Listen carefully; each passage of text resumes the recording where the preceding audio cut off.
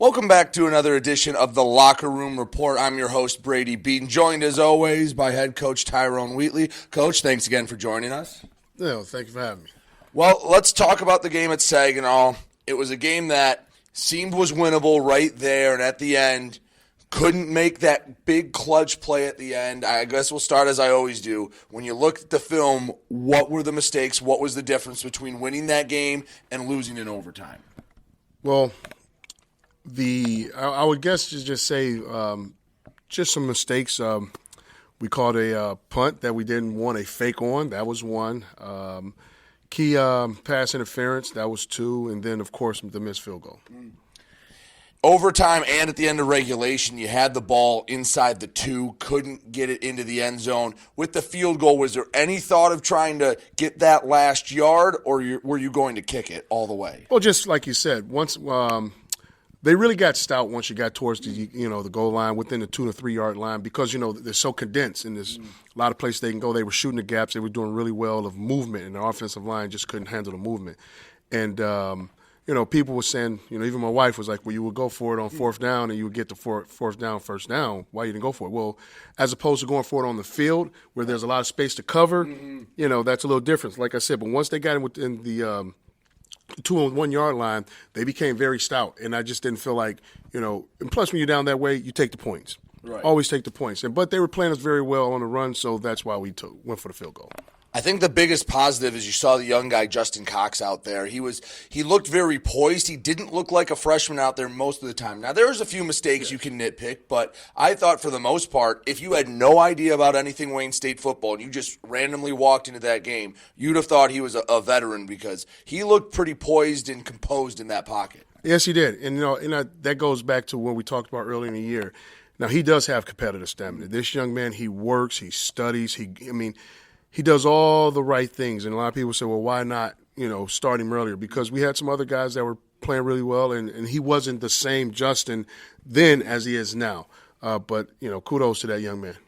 What does he do in practice for such a young guy to seemingly go through the reads and have quick decision making? He did not look indecisive at all. It looked like he goes, okay, this was the read. I mean, I'm sure on film it might have said something else, but at least from up in the booth, it looked like he go, all right, this is the read. If I don't have it, I'm going to try to run, or progression, then run. What did you see with that, or did the film say there's a little bit to work on? Well, the reason for the laughter is if anyone has kids, they will understand this. It's basically the younger sibling learning from the elders, right?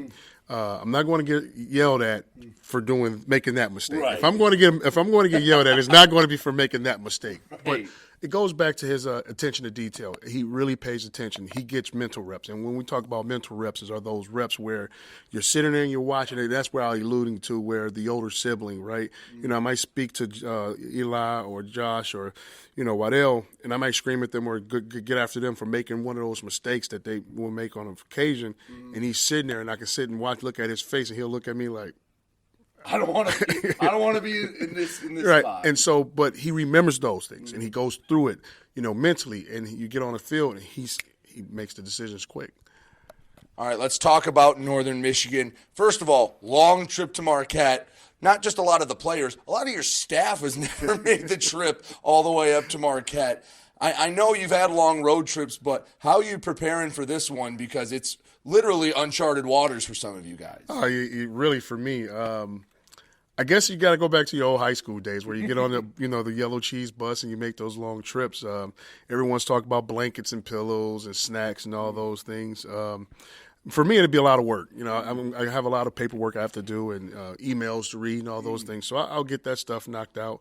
But no, for the guys, so I just want them hydrated. I want them being, make a couple of stops to get out, move the limbs, just so you don't get frozen, leg stiffness, and all those things. But for me, really, it's just going to be work. The Superior Dome is not only one of the most unique venues in the GLIAC, but I'd say all of college football. The largest wooden dome in the world with turf that's about 30 years old. Is there anything different you're going to do to prepare? I know at least when we'd go up there, not a lot of the guys wore their normal cleats.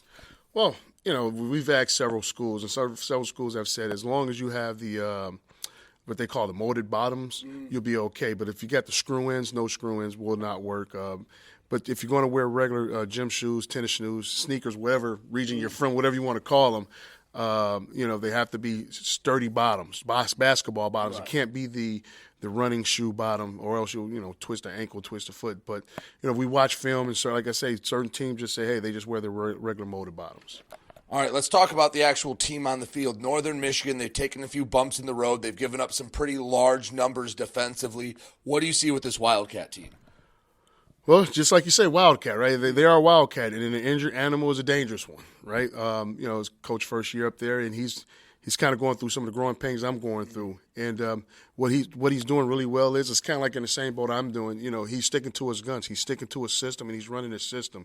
And each week, yes, they've run into some issues, but they will play hard. They're in the right spots. They're doing the right things. And, they're getting beat. Like you say, some numbers are being put up, but those guys are playing hard. They're playing really hard. What do you guys need to do to go up to the UP, get a much-needed victory, and get that first road win? What we've been doing in the last couple of weeks have been really good for us. I mean, although it has not resulted into the wins, the win column that we would like, but it's getting better. Our penalty are shutting down real low, right?